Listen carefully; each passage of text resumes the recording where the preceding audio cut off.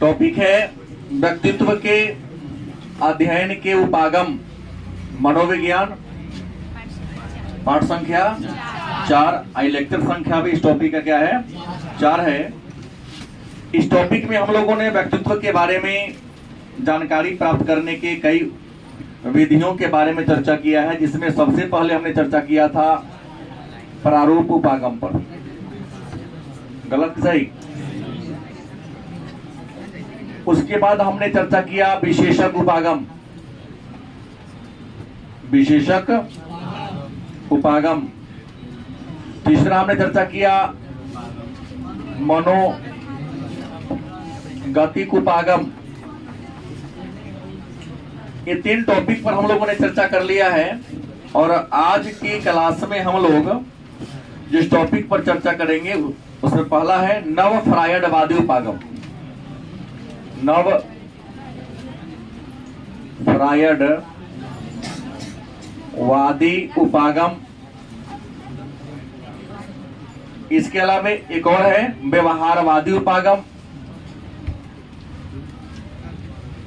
व्यवहारवादी उपागम। इसके बाद सांस्कृतिक उपागम। इसके अलावा 2 टॉपिक और है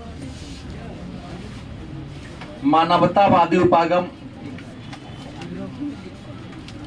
मानवतावादी उपागम और यही है, इसमें कुछ सिद्धांत अलग अलग हैं।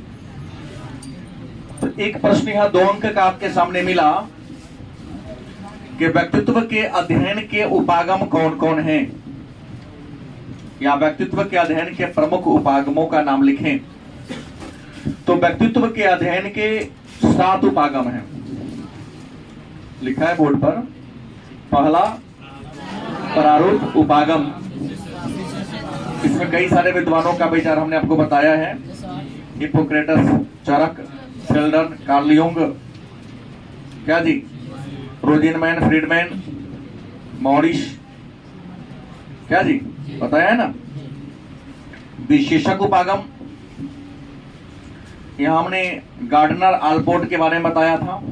विशेषक उपागम कोच ने दिया था, गार्डनर, आलपोर्ट ने। मनोगतिक उपागम यह पूरा सिगमंड फ्रायड के द्वारा दिया गया सिद्धांत है, जो हमने परसों के क्लास में पढ़ा था और कल की इसके बारे में हमने लिखा था। आज हम लोग नव फ्रायडवादी उपागम, व्यवहारवादी उपागम, सांस्कृतिक उपागम और मानवतावादी उपागम के बारे में चर्चा करेंगे। तो सबसे पहला जो उपागम हम टॉपिक पर चर्चा करेंगे नाम होगा नव फ्रायडवादी। नव फ्रायडवादी उपागम। तो सबसे पहला प्रश्न होगा कि सर ये नव फ्रायडवादी क्या है। तो सिगमंड फ्रायड, जिन्होंने मनोगतिक उपागम के बारे में, व्यक्तित्व के अध्ययन करने के मनोगतिक उपागम के बारे में चर्चा किया था, विचार दिया था, उनके बाद के जो मनोवैज्ञानिक हुए, या प्रारंभ में वह मनोवैज्ञानिक जो सिगमंड फ्रायड के साथ मिलजुल कर काम किया, लेकिन बाद में उनसे क्या हो गए, अलग हो गए और उनके सिद्धांत में कुछ संशोधन कर दिया। उनके विचारधारा में क्या कर दिया, संशोधन कर दिया। और संशोधन करके जो नया सिद्धांत दिया उसी को नव फ्रायड, मतलब सिगमंड फ्रायड के सिद्धांत में, उनके विचार में संशोधन करके, परिवर्तन करके फ्रायड के सिद्धांत के स्थान पर अपना जो नया सिद्धांत दिया, अपना जो नया विचार दिया, उसी नया विचार को हम नव फ्रायडवादी उपागम के नाम से, जैसे सिगमंड फ्रायड ने मनोविश्लेषण या मनोगतिक उपागम क्या के बारे में क्या कहा था कि व्यक्तित्व की संरचना के 3 तत्व हैं, इदम, अहम और पराहम। गलत सही? और सिगमंड फ्रायड ने पुनः चेतना के 3 स्तर के बारे में चर्चा किया था ना, चेतन अवस्था, उपचेतन अवस्था और अचेतन अवस्था। एक जगह और सिगमंड फ्राइड ने कहा कि व्यक्तित्व के निर्माण में ईड की भावना ज्यादा होती है, ईड, आईडी, और ईड सुख के सिद्धांत पर काम करता है, जीवन के मूल ऊर्जा का स्रोत है। उन्हीं विचारधारा के विरुद्ध में कर दिया था कौन? नव फ्रायडवादी विद्वानों ने कहा कि नहीं, आपने जो कहा कि इंसान में ईड की भावना होती है, और सिगमंड फ्रायड ने कह दिया था कि महिला हीन होती है। महिला में क्या होती है? हीनता की भावना होती है ज्यादा। एक महिला मनोवैज्ञानिक थी, नाम जान ले उनका, कैरेन हार्नी। कौन है? कैरेन हार्नी एक महिला मनोवैज्ञानिक थी, जिन्होंने सबसे पहले सिगमंड फ्राइड की इस विचारधारा का विरोध किया कि महिला में हीनता मनोग्रंथि होती है, महिला हीन होती है। हालांकि कैरेन हार्नी सिगमंड फ्राइड के ही शिष्या रही थी, उनसे ही इन्होंने ज्ञान अर्जन किया था, लेकिन इन्होंने ये इसका विरोध कर दिया कि महिला में हीनता ग्रंथि होती है, महिला हीन भावना से ग्रसित होती है। इसी कारण मतलब अधिकांश महिलाएं जीवन के क्षेत्र में क्या होती हैं? सफल नहीं हो पाती। हीनता का मतलब हो गया कि नहीं, हमसे ये काम नहीं होगा, हम इस काम को करने में सक्षम नहीं है। जैसे कल टेस्ट का आयोजन किया जाएगा, तो बहुत ऐसे लड़के भी हैं, बहुत ऐसी लड़कियां भी हैं जिसको लगता है कि नहीं, हम जाएंगे तो हमसे ये होता ही नहीं, हमसे नहीं होगा, हम क्यों जाएंगे एग्जाम देने? क्या बहुत नहीं आता है? तो ये हो गया हीनता कि हमसे काम होने में सख्त, पहले करके तो देखो, क्या पता कहीं सफल हो जाए। तो काम को देखकर घबरा जाए, अब वो काम को करने से पहले ही ये कह दे कि नहीं, हमसे यह काम होने वाला। तो इस प्रकार की अगर आपके अंदर विचारधारा होगी, आपकी सोच होगी, तो आपको कहा जाएगा हीनता ग्रंथि। सिगमंड फ्राइड ने कहा महिला के सफल न होने का रीजन यही है, और विरोध कर दिया कैरेन हार्नी ने। एक नया सिद्धांत दिया, उस नया सिद्धांत का नाम है आत्मसिद्धि। क्या नाम दिया? तो प्रश्न है, आत्मसिद्धि का, व्यक्तित्व के अध्ययन के आत्मसिद्धि का सिद्धांत किसने दिया? इन्होंने कहा कि जीवन में सफल होना है। कैरेन हार्नी ने कहा कि यदि आपको जीवन में सफल होना है तो हमेशा सकारात्मक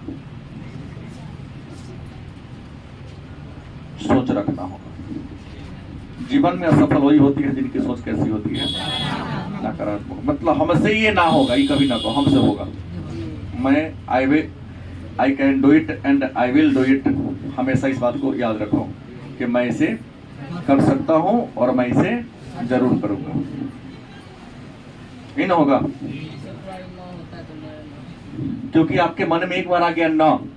जैसे घर में जाओ, मम्मी कितना भी सुंदर पकवान क्यों ना बनाई हो, तुम्हारे मन में आ गया ना ये खाना ठीक नहीं होगा, तो गारंटी है तुमको अच्छा नहीं लगेगा। नहीं, इन्होंने कैरेन हार्नी ने आत्मसिद्धि के सिद्धांत दिया था और कहा कि जीवन में सफल होना है तो हमेशा आशा बना के रखना है। नहीं, हम होंगे कामयाब एक दिन, मन में है विश्वास, पूरा है विश्वास, हम होंगे कामयाब एक दिन। और रास्ते पर क्या करते रहो, होंगे कामयाब गीत गाओ, कुर्सी पर बैठे रहो, आगे नहीं बढ़ोगे।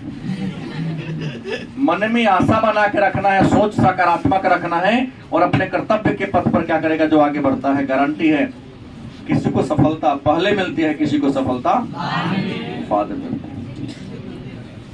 इन्होंने स्पष्ट कह दिया कि महिला पुरुषों से जैविक कारक की तुलना में सामाजिक कारक में बहुत आगे होती है।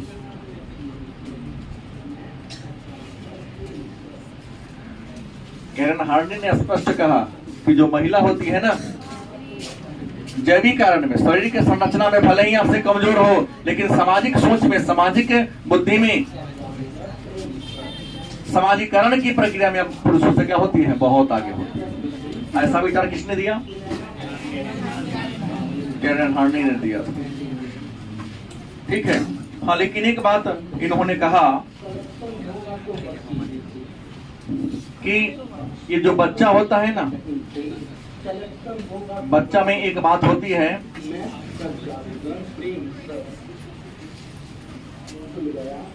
बच्चा को दो वर्गों में बांट दिया।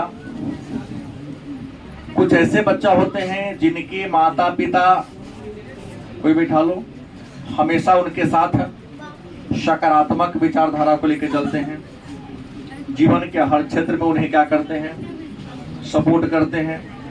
कहीं कहीं थोड़ी थोड़ी असफलता भी मिल जाती है, फिर भी उसको हतोत्साहित करते हैं। जैसे बच्चा अपना एग्जाम दिया, फेल हो गया, एक बच्चा घर जाता है, उसके माता पिता बहुत डांटते हैं, तो जीवन में कुछ नहीं करेगा, ये करे वो करेगा। दूसरा जाता है तो माता पिता पीठ में, कोई बात नहीं है, इस बार नहीं हो, अगले बार अच्छा होगा। क्या होगा? इस बार अच्छा नहीं हो, अगले बार क्या होगा? कैरन हार्टनी ने कहा कि इसी को हम कहते हैं मूल दुश्चिंता। क्या कहा? एक बच्चा जीवन में सफल हो जाता है, एक बच्चा जीवन में सफल नहीं हो जाता। ये निर्भर करता है उसके परिवार के माहौल पर। नहीं, बच्चा हर बच्चा चाहता है कि मैं आगे बढ़ूं, लेकिन उसके साथी संगति, दोस्त यार सकारात्मक सोच वाले होंगे। मान लिया कुछ कम नंबर है, इस बार उसका नहीं हुआ, कोई बात नहीं, पीठ उठाओ उसको, अरे इस बार नहीं हुआ, अगले बार होगा।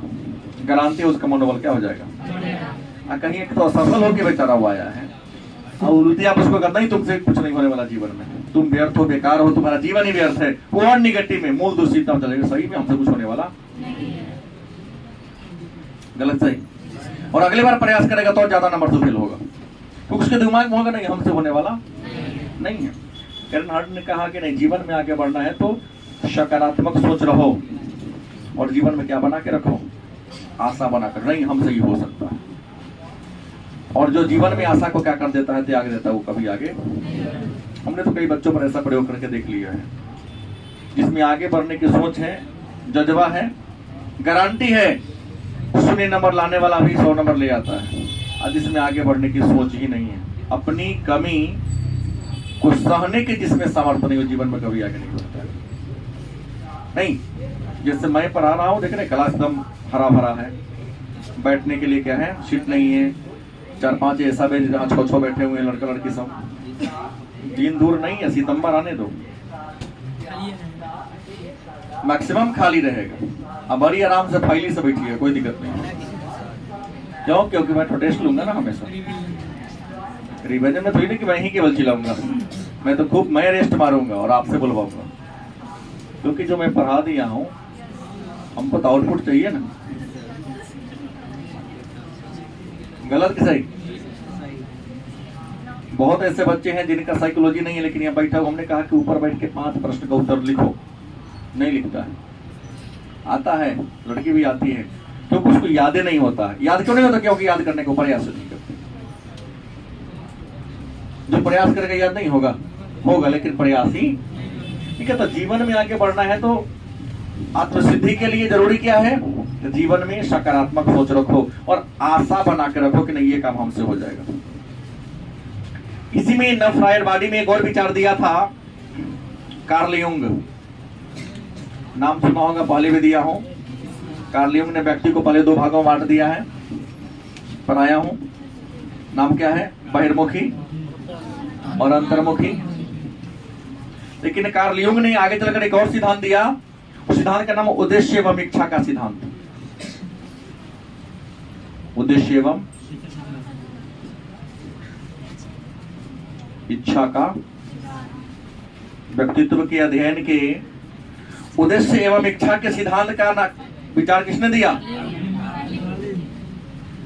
और इस सिद्धांत में कार्ल युंग किसके साथ मिलकर काम किया? तो प्रारंभ में या फ्रायड के साथ, क्योंकि मैं बोल दिया हूं कि फ्रायड के मनोगतिक उपागम के विरुद्ध में जो सिद्धांत है उसका नाम है नवफ्रायडवादी। तो कार्ल युंग प्रारंभ में सिगमंड फ्रायड के साथ मिलकर काम किए थे, लेकिन बाद में फ्रायड से क्या हो गए? क्यों अलग हो गए? इसलिए अलग हो गए कि कार्ल युंग ने कहा था कि मानव काम भावना एवं आक्रामक तद से प्रेरित होता। हालांकि वो भी बात गलत नहीं कहा। बड़े बड़े शहरों में कई बार देखने को मिलता है बड़े बड़े यूनिवर्सिटी में या शहर में कुछ मंचली लोग होते हैं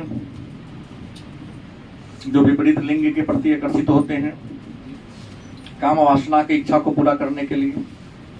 मान लिया कि वह उसकी इच्छा के अनुसार काम नहीं करती है, आक्रामक व्यवहार लेता है, उसके बॉडी पर कुछ फेंक देता है या उसको क्षति पहुंचाने का काम करता, कई बार क्षति पहुंचा देता है। सुने होंगे नहीं सुने? अक्सर अखबार के माध्यम से ऐसा देखने को मिलता है। तो हालांकि सिगमंड फ्रायड ने भी ठीक कहा कि इंसान की जो काम भावना होती है आक्रामक होती है। कैसी होती है? मतलब फ्रायड ने क्या कहा? फ्रायड का विचार था कि काम भावना कैसी होती है? आक्रामक होती है। लेकिन युंग ने कहा कि नहीं, केवल आक्रामक नहीं होती है, आकांक्षा वह उद्देश्य से प्रेरित होता है।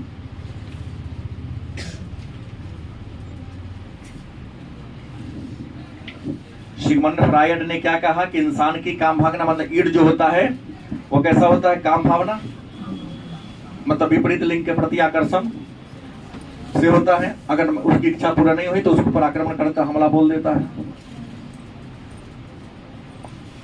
लेकिन कार्ल युंग ने कहा कि नहीं, वो उसे कुछ की इच्छा होती है और इच्छा जो होता है वो उद्देश्य से प्रेरित होता है। बात तो दोनों सही। कुछ लोग खास उद्देश्य को लेकर चलते हैं और कुछ लोग नहीं। उद्देश्य कुछ नहीं होता है, जीवन में आनंद प्राप्त करना है कि ना लिखो फेंको कलम आता है, युद्ध करके छोड़ देना है। बात दोनों का क्या था? सही था। लेकिन फिर भी इनका मन मिला नहीं, तब विचार को क्या कर दिया? छोड़ दिया और सिद्धांत दिया उद्देश्य और, क्योंकि इंसान हर काम किसी न किसी उद्देश्य से करता है और उसका उद्देश्य क्या होता है? किसी इच्छा को क्या करना? पूरा करना। आप किसी से मित्रता करते हैं क्यों? कि परीक्षा में हमको हेल्प कर देगा, टेस्ट में हमको क्या कर देगा, तो वह एक उद्देश्य है ना आपका। इसी उद्देश्य ना किसी से, कोई किसी को तुम अलग गांव के हो, तुम अलग गांव के हो, गलत कि सही?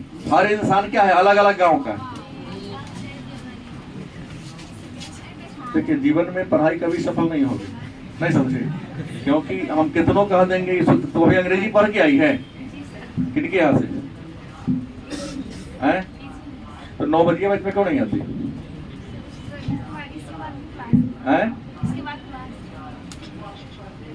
तो मेरे यहाँ तो हर तुम्हारा रहना छूट रहा है, आने से क्या फायदा? हम इतना तो पढ़ा दिया, तो भी किंड होने वाला है। इस पर कौन सी क्या क्लास है? मैं छोड़ दो तो कहानी में जाकर तोको नमक को चोली में झोंको। ना अंग्रेजी हो रहा है तुम्हारा, ना तुम्हारा आर्ट्स का फैकल्टी हो रहा है, ना तुम्हारा मैथ हो रहा है। क्योंकि एक बार में आगे बढ़ने के अभी 12वीं पर फोकस सबको करने की जरूरत है। केवल 12वीं में मैथ एक्स्ट्रा में लिया गया नहीं, तो तुमको मैथ नहीं पढ़ना चाहिए था। अब तुम्हारे पास मात्र 5 महीना समय है, वहां फोकस करेगी तो यहाँ रिजल्ट खराब होगा, गारंटी है। 25,000 से तो वंचित रह जाएगी। हाँ तो लड़की सबको तो बिहार में 25,000 रुपया मिल रहा है, तो आप केवल और केवल आप फोकस कीजिए इधर आने का, 25,000 का लाभ मिलेगा नहीं। हाँ तो हमने जो कहा इस बात को समझ गए,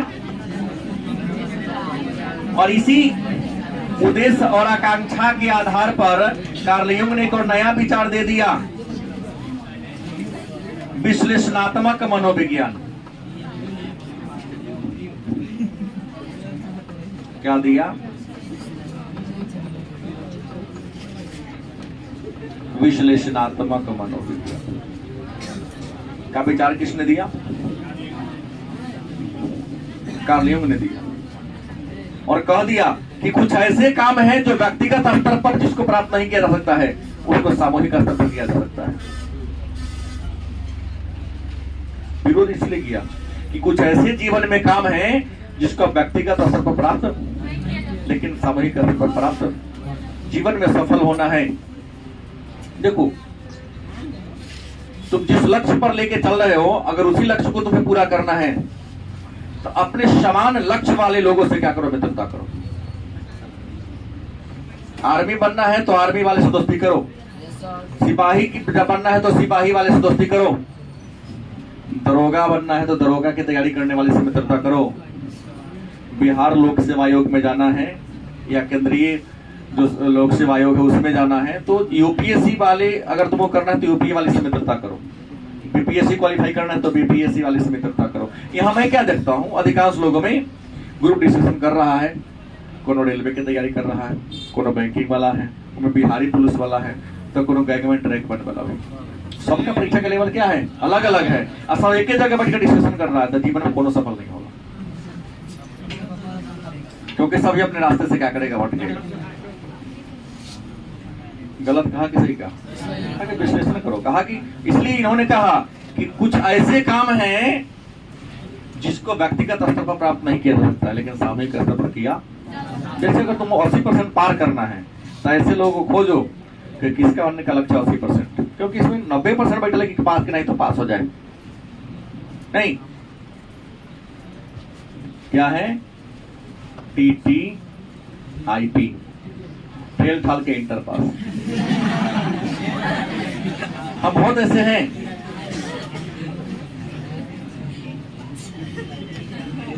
कल पॉलिटिकल साइंस के टेस्ट होने वाली है ना? कितने बच्चे हैं जो टेस्ट में शामिल होने वाले हैं? हाथ उठा लीजिए। कितने लोग हैं जो टेस्ट में क्या होने वाले हैं, शामिल होने? हाथ उठा के रखना है, गिराना नहीं है। हाथ उठा के रखना है, गिराना हाथ को नहीं है। एक छोटा सा क्वेश्चन है, छोटा सा क्वेश्चन है। चिपको आंदोलन के संस्थापक जो जानता है, जो बोल दिया, राधा जल्दी बोल दिया ना, सुंदरलाल बहुगुणा का नाम दे दिया। कौन होगा? चंडी प्रसाद। हाथ गिरा लीजिए। कल टेस्ट है, बहुत दिनों से कहते आ रहा हूं। दायरे में आ गए ना आप लोग? अभी सुना भी है ये। फिर छोड़िए, हमने कहा ना TTIP, ठेल ठाल के इंटर पास के, ना ही तो इंटर पास हो गया,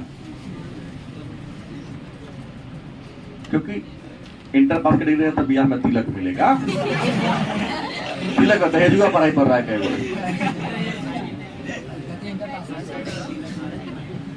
लड़कियों वाला आता था पहला प्रश्न, लड़का कितना तक पढ़ा? लड़कों वाला तो लड़की वाला से बेटी कहाँ तक पढ़ी है आपकी? हाँ, इंटर से नीचा नहीं है, क्योंकि पुतों को वहां टर्नी बनाना है। क्यों? पहले मैट्रिक पास होता था, अब इंटर हो गया, लेवल बढ़ते जा रहा है। आइए, तो इन्होंने सीधा सा बात कह दिया, उसको अचेतन। कुछ काम ऐसे हैं जो व्यक्तिगत स्तर पर अर्जित नहीं किया जाएगा, लेकिन सामूहिक स्तर पर आप कर सकते हैं। जैसे दरोगा की तैयारी करनी है, 4 आदमी क्या करो, मिलो फील्ड में, सुबह सुबह रनिंग मारो, क्योंकि रनिंग अकेला नहीं होता है, डिस्कशन अकेला नहीं होता है। डिस्कशन करने के लिए चाचा 2-4 लोग होना चाहिए, क्योंकि वह हम तुमसे कुछ प्रश्न करेंगे, तुम हमसे कुछ प्रश्न करो। दौड़ने के लिए अकेला होगा तो फर्स्ट और सेकंड लास्ट तो ही रहेगा। 4 को रहेगा तो वो आगे बढ़ेगा, तो हिम्मत बढ़ेगा नहीं, हमसे आगे निकल गया, चलो उसको पीछे मैं चलता हूं। गलत सही? एक कहती है। इसके बाद एक और विद्वान आए, एरिम फ्रॉम। क्या या? एरिम फ्रॉम। इन्होंने मानवीय महत्व, किस पर? मानवीय महत्व पर प्रकाश डाला था। तो मानवीय महत्व के बारे में विचार देने वाला मनोवैज्ञानिक कौन था? एरिम फ्रॉम। इन्होंने स्पष्ट कहा था कि मानव का हर व्यवहार सामाजिकता से प्रेरित होता है। गलत कि सही? मानव का सारा व्यवहार किससे प्रेरित होता है? सामाजिकता से। आप जैसे समाज में रहोगे आपका व्यवहार वैसे रहेगा। गलत तो नहीं कहा? ठीक कहा। मानव का व्यवहार किससे प्रेरित होता है? क्योंकि मनुष्य क्या है? एक सामाजिक प्राणी है। याद रखो, मनुष्य एक सामाजिक प्राणी है। अरस्तु ने पहली बार कहा था, लेकिन साइकोलॉजी में बता रहा हूं कि मनुष्य एक सामाजिक प्राणी है, एरिम फ्रॉम ने कहा था। और मानवीय महत्व के बारे में इन्होंने कहा कि मनुष्य एक सामाजिक प्राणी है, इसलिए मानव का व्यवहार सामाजिकता से प्रभावित होता है। तुम जिस प्रकार के समाज में रहोगे तुम्हारा व्यवहार वैसा के होगा। नहीं, जैसे शिक्षित नहीं है समाज, अपने बाल बच्चा नाम में एक शब्द जोड़ देता है, नाम में एक आध गो उपसर्ग प्रत्यय जोड़ के बुला देता है। जैसे किसी का राकेश नाम, रे राकेश बा, पहले जुड़ तो करे ओकरा बा राकेश बा ठीक।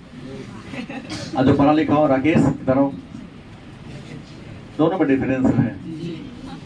अब जैसे में बैठा है वैसे रखे ना बोलिएगा ना, फेस नहीं बनाना है। उस देश में फेस को बदला भी जा सकता है ना, बदला जा सकता है। तुम चाहोगे नहीं हमको अलग रहना है, कीचड़ में कमल ना खिलता है,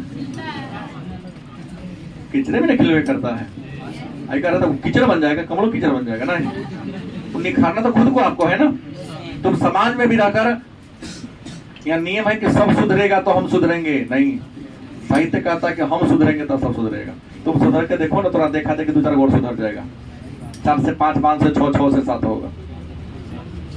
तो एरिक फ्रॉम ने मानवीय महत्व के बारे में चर्चा किया और इन्होंने कहा कि मनुष्य एक सामाजिक प्राणी है, इसलिए मानव का सारा व्यवहार किससे प्रेरित होता है?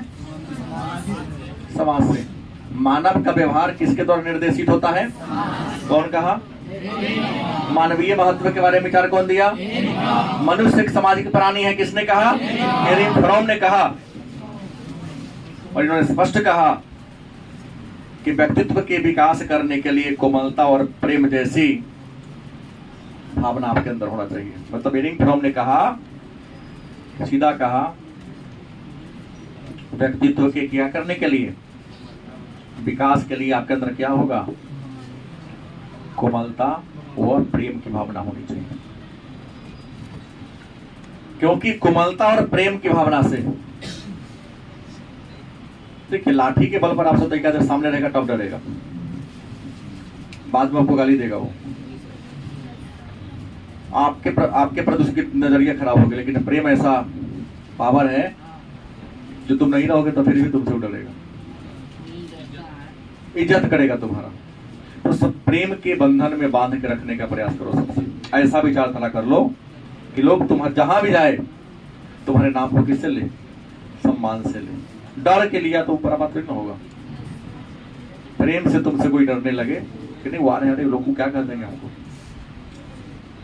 इन्होंने कहा व्यक्ति के विकास करने के लिए कोमलता और प्रेम का गुण तुम्हारे अंदर होना चाहिए, क्योंकि प्रेम से और कोमलता से किसी को अपनी ओर मोड़ा, हथियार के बल पर थोड़ा देर के लिए मोड़ सकते हो, लेकिन प्रेम के बल पर जीवन भर उसको मोड़ा तो क्या करना है?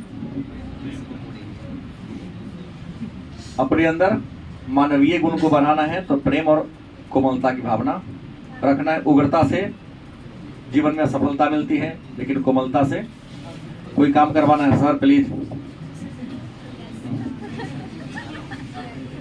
कर दीजिए ना, कह दिन से थोड़ा सा परेशानी है, सर कहो, आप प्लीज कह दो, नहीं होगा तो एक अच्छा ठहरो, ना करिएगा सर के ना, ये लोग बैठे होंगे तो ना करेगा होगा।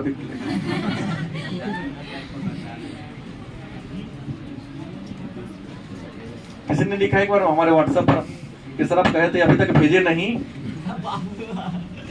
आज उसके लिखने का सेंस गलत नहीं था। हमने कहा कि ये तो गुलाम से होगी, हटाओ तुम, तो यहाँ से कुछ को नहीं आना।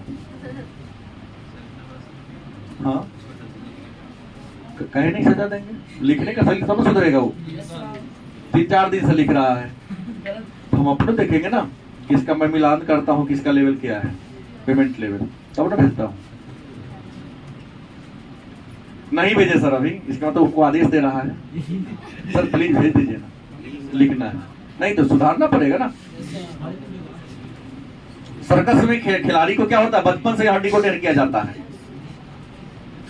रस्सी पर छोटी छोटी लड़कियों को दौड़ाया जाता है कि बड़का को, क्योंकि उसको शुरू से ही अभ्यास कराते कराते वहां कर दिएगा। तो नहीं अभी कराएंगे तो ये होगा, तब ये तो और पहले हो जाएगा वो। एक और दिया अल्फ्रेड एडलर, एक और विचार दिया है, कौन? Alfred Adler.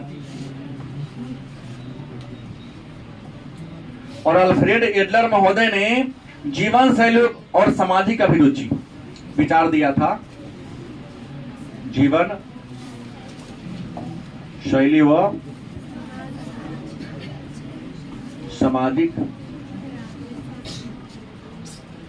जीवन शैली और सामाजिक अभिरुचि का विचार कौन दिया? अल्फ्रेड एडलर ने दिया। और इन्होंने कहा कि हर व्यक्ति का व्यवहार उद्देश्य उन्मुख होता है। हर व्यक्ति का जो व्यवहार होता है उद्देश्य और लक्ष्य के प्रति उन्मुख होता है। क्या कहा? व्यक्ति का व्यवहार लक्ष्य व उद्देश्य उन्मुख होता है। हम में से जितने बच्चे बैठे हैं ना, सबका जो व्यवहार होता है वो उद्देश्य। जैसे आप मंदिर में पूजा करने जा रहे हो, पार्क में टहलने जा रहे हो, तो मंदिर में जितने जाते हैं सब पूजा करने ही नहीं जाते हैं। कई लोग चैन खींचने भी जाते हैं। तुम लहोबे के जल चढ़ाने के लिए तो चैन खींच के पार हो गया। आप गेट पर चप्पल खोल के अंदर घुस रहे हो, तुम्हारा चप्पल लेके पार हो गया। तुम्हारा उद्देश्य था मंदिर में पूजा करना, आत्म शांति के लिए जा रहे हो, लेकिन कुछ का पता क्या है कि अगर चैन खींच के भाग जाना, उसका चप्पल चुरा के भाग जाना है। क्या छोटूगा? बड़ा गौर से बात को सुन रहा है। पार्क में भ्रमण करने जाते हैं तो क्या होता है, कुछ लोग जाते हैं, एक्सरसाइज करते, कूदते फानते हैं, और कुछ लोग गौर से उसको देखा, रखे ना खुद ही छोड़ी ये करेगा, उसको अपने कूदने पर ध्यान नहीं है। ऐसी क्रम में आगे चलेगा, उसको देखेगा पीछे, चलेगा आगे देखेगा पीछे, कहीं उलट जाता है, ठोकर खा लेता है। उन्होंने सिद्ध कहा कि सामाजिक अभिरुचि में मानव का जो व्यवहार है वो लक्ष्य और उद्देश्य के प्रति उन्मुख होता है। जिसका जो लक्ष्य होता है हमेशा वही करेगा, चाहे क्लास में बैठ के करे तब, चाहे पार्क में बैठ के करे तब, चाहे मंदिर में बैठ के करे नहीं, उससे आगे पीछे क्या करता है वो काम नहीं करता है। और याद रखिएगा, इन्होंने कहा कि इसका नींव कहां पर आता है, तो बाल्यावस्था में। कहां पर जाता है? बाल्यावस्था में। याद रखिएगा कि एडलर महोदय ने स्पष्ट कहा कि जिस व्यक्ति का बच्चा का जीवन बचपन में अभाव में बीता हो, 99% गारंटी है, पहली बात तो उसकी हीनता की भावना उसके अंदर होगी और मानवता का गुण उसके अंदर होगा ही नहीं। चोरी उचकागिरी करने से वो तई को पीछे नहीं बचेगा वो, क्योंकि उसके अंदर आत्मसम्मान ही नहीं होता है। आज जिसका बचपन सुविधाओं से बीता हो, गलती तो करेगा वो भी, लेकिन मान सम्मान को देखते हुए तब करेगा। हमने कहा सिगरेट तो धनी मनी के बाल बच्चा भी पीता है, लेकिन दुकान में खरीदता है, दुकान के पीछे जाके नहीं, बहुत दूर फटकी में जाके, सीतामढ़ी तक चल जाएगा, बखरी चल जाएगा, क्यों अनहारी चल जाएगा, नहीं तो बड़े होटल के कमरा लेके जाकर वहां पर करेगा, ताकि उसको कोई देखे नहीं। वो जानता है कि मेरे पिता का मान सम्मान है, गलतियों करेंगे तो का के करेंगे। लेकिन जहां देखा है कि बचपन से वो दिखाई नहीं, लगता कि हमको तो ऐसा करे तो लोग डाउन हमको कहेगा नहीं। आप 2 रुपया वाला पी तो 2000 के एक बार पी जाता है। तो इन्होंने स्पष्ट कहा विकास नींव कहां पड़ती है? बाल्यावस्था में पड़ती है। जिसकी बचपन जैसे बीतेगा आगे चलकर वैसा के होगा। हाँ, एक आध बाद होता है, याद रखेंगे। एक अगला विचार आया, एरिक एरिक्सन। एरिक, इन्होंने एक नया विचार, अनन्यता की खोज। अनन्यता की, एरिक एरिक्सन ने अनन्यता के खोज के बारे में विचार दिया था और इन्होंने स्पष्ट कहा कि इंसान हमेशा अपने आप को खोजते तलाशते रहता है कि मैं क्या हूं। बहुत ऐसे लोग हैं, देखिए भले ही समय आपको पता नहीं चलता है, लेकिन रात में सोते समय अधिकांश लोगों में पछतावा होता है कि काश, नहीं होता है कि हम आज दिन भर का समय बिता दिए लेकिन आज कुछ नहीं सीखे। अनन्यता मतलब बता दिया हूं, अनन्यता मतलब पहचान। अनन्यता मतलब कि मैं क्या हूं, हमारे पिता क्या है, क्या हम जिस रास्ते पर जा रहे हैं रास्ता गलत है कि उस रास्ते पर चलकर क्या अपने जीवन को मैं सुधार कर सकता हूं या अपने सामाजिक और पारिवारिक स्थिति में सुधार ला सकता हूं। इन्होंने स्पष्ट कहा, एरिक एरिक्सन ने, कि इंसान हमेशा अनन्यता की खोज में लगा रहता है। याद रखिए, जो इंसान अनन्यता की खोज में, अपने आप को खोज में लग जाता है कि मैं कौन हूं, मैं कहां हूं, दिशा सही है कि नहीं, जीवन से भटकता आगे निकल जाता है। और एक अगला गया उपागम, कौन?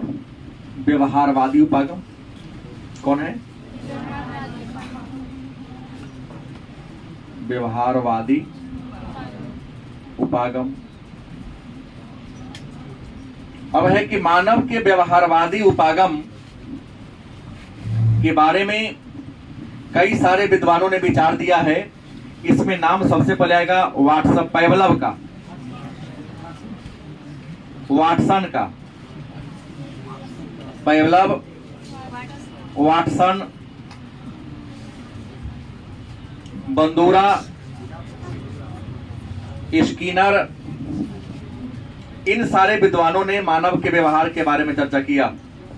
और सबसे पहले पैवलव की बात करते हैं तो पैवलव ने अपने अध्ययन में सिद्ध कर दिया था कि मानव का जो व्यवहार होता है वह उद्दीपन से प्रभावित होता है। किससे? इंसान का व्यवहार किससे प्रभावित होता है? जैसे अभी तक क्लास में को बच्चा सीटी मारा है कभी तक? कितना दिन से पढ़े? 8 महीना से पढ़ रहे हैं जोर से। लेकिन अंग्रेजी क्लास में गए होंगे, साइंस क्लास में गए तो बच्चा खूब सीटी मारता है। काहे मारता है? क्योंकि वहां उस प्रकार के माहौल है, यहाँ इस प्रकार के माहौल नहीं है। तो आपका व्यवहार कर, आप यहाँ वही बच्चा है, अलग क्लासरूम में गए तो आपका व्यवहार क्या हो गया? यहाँ है तो व्यवहार पुनः क्या हो गया? मतलब अगर अच्छा माहौल अच्छा दिया जाए तो खराब से खराब इंसान में सुधार, बिगाड़ने सुधारने में टीचरों का हाथ है। नहीं, मेरा कहना है कि अगर आपको माहौल अच्छा मिले, सीधा इन्होंने कहा कि मानव का जो व्यवहार है, पैवलव ने कहा कि इंसान वैसा ही व्यवहार करता है जैसा वो माहौल देख लेता है। गलत सही? अगर हर व्यक्ति को अच्छा माहौल दिया जाए तो जीवन में पीछे भी नहीं रहेगा, क्या हो जाएगा? आगे बढ़ जाएगा। धनी लोग के बाल बच्चे काया बढ़ जाते क्योंकि उसको सब व्यवहार उसे माहौल मिल जाता है। आप पढ़ना चाहते हैं, पुस्तक आपके पास नहीं, पढ़ना चाहते हैं पर उसी हल्ला गुल्ला गाली गलौज कर रहा है। यहाँ तो टेलीविजन देखते हैं, घर में लोग ऐसा लगाता है कि अपना घर में देख रहा है, सुना रहा तीसरा का घर फुल साउंड करके। गलत नहीं बोल रहा हूँ। कभी अच्छे लोग का देखना, मोबाइल का टोन भी उतना ही होता है जितना खुद को सुनाई सके, तो वाइब्रेशन में रखता है। और हम लोग इतना हाईलाइटेड रख लिए हैं, ऐसा गाना सेट कर लिए, कहीं बाजेगा तो लेकर हंस नहीं हो जाता है। क्या करें, मजबूरी है उसकी। उसको साइलेंट में नहीं रखना है तो वाइब्रेशन में किस कारण पता चलता रहे, लेकिन साउंडे बंद नहीं होता है। मैंने कहा जो सही बोला है ना, अच्छे लोगों का साउंड टाइट नहीं होता है। कभी देखने का प्रयास ऐसे करना। तो पैवलव ने कहा इंसान का व्यवहार उद्दीपन से क्या होता है? प्रभावित होता है। इन्होंने सिद्ध करके दिखा दिया था। कुत्ता को पिंजरा में बंद कर दिया, कुत्ता भूखा था, 2 दिन तक रखा कुत्ता को पिंजरा में बंद। 2 दिन के बाद घंटी बजाया, घंटी बजा के उसके सामने मांस ले गया। घंटी बजाने पर उसके मुंह से कुछ नहीं निकला, लेकिन जैसे मुंह देखा कि मांस लेके आवे तो मुंह से लाट टपकना शुरू हो गया। लेकिन ऐसा प्रयोग उसने 3-4 दिन बार किया। पहले घंटी बजाया, उसके 2 मिनट के बाद मांस बेच गया। तो कुत्ता 3 दिन के बाद क्या सीख लिया कि घंटी बजने पर भोजन मिलता है, तो घंटी बजते ही मुंह से लाट टपकना शुरू कर दिया। पहली बार नहीं टपकाया, क्यों? दूसरी बार नहीं टपकाया क्योंकि ऐसा उसके जीवन में कोई घटी नहीं थी। जैसे बार बार आप में से अधिकांश बच्चा जब छोटा रहा होगा तो अपना पापा जी के साइकिल की घंटी की आवाज, मोटरसाइकिल के सीटी की आवाज छीन जाता है लेकर। कितनों हजारों सीटी में पापा जी के सीटी की आवाज, गाड़ी के गड़गड़ाहट की आवाज लेगा नहीं। पिताजी हड्डी टॉफी लेके आते हैं, जैसे सीटी बजा कूदना शुरू, तो फिलहाल होते टॉफी फिर आया होगा मेरे लिए। और नहीं लाते हैं तो कोई हर घर जहां है तो हमें रहेगा, नहीं तो आपके आने का इंतजार चलेगा कि पापा आने वाले हैं। तो मानव का जो व्यवहार है इसने दिया था, वाटसन ने दिया, बंदूरा ने दिया था, स्किनर ने दिया था, और कहा कि मानव का व्यवहार किससे प्रभावित होता है? उद्दीपक से। आपको जैसा माहौल में रहेंगे आपका व्यवहार वैसा ही होगा। अगला एक उपागम है सांस्कृतिक उपागम। कौन है? सांस्कृतिक उपागम। और मैं आपको बता दूं संस्कृति क्या है। इसी को हम बोलचाल की भाषा में कहते हैं परंपरा ना, अंग्रेजी में कहते हैं कल्चर। अंग्रेजी में क्या कहते हैं? तो सांस्कृतिक उपागम कहता है कि मानव का व्यवहार भी संस्कृति से प्रभावित होता है। व्यक्ति के व्यक्तित्व का निर्माण भी संस्कृति से तय होता है, गलत कि सही? आप देखिए, हम बात करते हैं, हम लोग हिंदू और मुसलमान धर्म के दो लोग यहाँ हैं। हिंदू धर्म में अगर पूजा पाठ की बात आती है तो सीधा होता है सात्विक रहना है। आई लहसुनो प्याज सब्जी बना रखा है वाला विचार में आ जाता है ना। अब काहे करता, छोड़ दो बात की, हमने कहा जो पहले सीखो जी। क्या जी रजक, गलती की सही? सीधा बात हो गया कि सीधे तुम्हारे घर हो या मेरे घर हो, क्या घर में पूजा होने वाला है, छठ का त्योहार आने वाला है, तो जो भी बनेगा सात्विक। घर में पूजा है तो जूता चप्पल बाहर है, बिना नहैले कपड़ा से पूजा के सामान को छूना नहीं। ऐसा होता है, मन में पवित्रता का भाव आया जाता है। मुस्लिम धर्म वाले लोग होते हैं, वो भी पूजा पाठ करते हैं, लेकिन वहाँ खान पान में किसी चीज का वर्जित नहीं है। जितना देर भूखा रहा उतना देर भूखा रहेंगे। रोजा में सुबह से शाम तक भूखा रहना है, शाम होगा तो हम मांस मछली अपने औकात के हिसाब से, हैसियत के हिसाब से रोक नहीं है। जिनकी जैसी आर्थिक स्थिति है वैसा ले सकते हैं भोजन, नहीं। लेकिन अपने यहाँ तो एक दिन पहले ही, कल एकादशी है तो आज ना बिना लहसुन प्याज का सब्जी बनेगा, नहीं। अभी सावन है तो बहुत लोग लहसुन प्याज नहीं खाएगा। बहुत ऐसे लोग हैं ना, जाके देखो मीट मछली के दुकान पर भीड़ थोड़ा क्या बहुत घट गया है?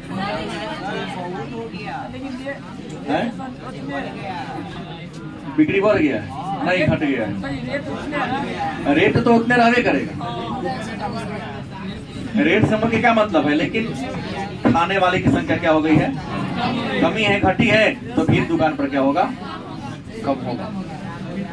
तो संस्कृति कहता है, आपका जो व्यवहार है संस्कृति ही तय करता है। जैसे आदिवासी में देखो, तुम छोटा हो तो तुम जैसे बाहर निकलोगे तुम्हारे बड़े तुम्हारे पर चाक नजर लगाए हुए हैं, क्यों टहल न जाए, लेकर गिर न जाए। और झारखंड में जो एक आदिवासी समाज है बिरहोर, बच्चा 5 साल का होता है अकेले जंगल में छोड़ देता है घूमने के लिए, क्योंकि जंगल में घूमते घूमते जंगल के बारे में क्या कर लेगा, वो जान लेगा, तब ना आगे बढ़ेगा। जैसे संस्कृति का कि हम लोग सामान्य समाज में रहते हैं, सभ्य समाज में रहते हैं, तो जब तक बड़ा स्वावलंबी ना हो, अच्छाई और बुराई को परखे नहीं, तब तक उसको अकेला नहीं छोड़ा जाता है। लेकिन अगर आदिवासी में के बिरहोर समाज है, झारखंड में रहता है, जैसे बच्चा 5 साल का हुआ तो अकेले उसको जंगल में टहलने के लिए क्या कर दिया, छोड़ दिया जाता है। सुने कभी सीतामढ़ी साइड में कोई, जैसे कल ही नालंदा या कहीं एक बच्चा बोरवेल में गिर गया था, 8 घंटा के बाद उससे बच्चा निकला। इधर नहीं सुने होंगे, क्यों? क्योंकि पहली बात इधर बोरवेल नहीं है, और दूसरी बच्चा घर में जैसे बाहर निकला, उसके मम्मी का, उसके घर में जो उससे बड़े हैं उनका हमेशा दिमाग कहाँ गया होगा घूमने, वो नजर रखा जाता है। लेकिन वहां छोड़ दिया, चलो गया तो कोई बात नहीं, घूम के तो फिर रहबे करेगा वो। ऐसा होता है कि नहीं होता है? तो बिरहोर वाला ने छोड़ देता जंगल में, शिकार करने के लिए प्रशिक्षण शुरू से दिया जाता है, उसको जंगल को उत्पाद को ही ये करना है। और अंत में मानवतावादी उपागम कौन है?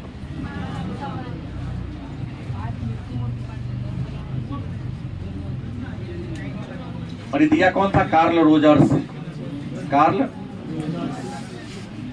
And Abraham Maslow. मानवतावादी उपागम कौन दिया? कार्ल रोजर्स और अब्राहम मैस्लो। इन दोनों ने कहा कि इंसान को आगे अगर बढ़ना है तो स्व की भावना पर ज्यादा फोकस करो। जीवन में कुछ करना है तो आपके अंदर क्या विकसित करनी होगी? स्व की भावना। लेकिन आप लोगों में सब कुछ है, क्या नहीं है? स्व नहीं है, हम की भावना नहीं है।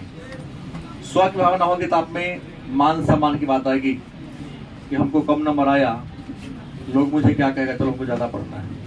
लेकिन आप में से अधिकांश में मानवतावादी उपागम के जनक कार्ल रोजर्स ने जो विचार दिया स्व का, वही आपके अंदर क्या है? स्व की भावना नहीं है, इसलिए आपको अंदर पढ़ते आपको याद हुआ। जो दिन आपके अंदर स्व की भावना आ जाएगी तो गारंटी आप एक बार पढ़ेगा, आपको एक बार में क्या हो जाएगा? याद हो जाएगी है? क्योंकि नहीं, हमको क्लास में अच्छा प्रदर्शन करना है, क्लास में हमको श्रेष्ठ रहना है, ये सोचा के तब ना स्व आएगा। यही सोच आपके अंदर क्या है? आप आगे क्या ना बढ़िए। फिर आता है कि स्वस्थ व्यक्ति, इसी में कहता है स्वस्थ अपना आएगा, जब स्वस्थ होगा तो स्वस्थ व्यक्ति कौन है? तो स्वस्थ व्यक्ति उस व्यक्ति क्यों कहते हैं जिसके बॉडी में किसी प्रकार की बीमारी, लेकिन निश्चित घंटा तक काम करने में किसी प्रकार की थकान महसूस होती क्या होती है? नहीं होती है। वह जिस काम को करता है बड़ी हमेशा प्रसन्नचित रहता है। जो व्यक्ति हमेशा प्रसन्नचित रहता है, बिना थके कुछ घंटा तक काम को कर सकता है, वैसे व्यक्ति को क्या कहते हैं? स्वस्थ व्यक्ति के नाम से। अब ये जो बच गया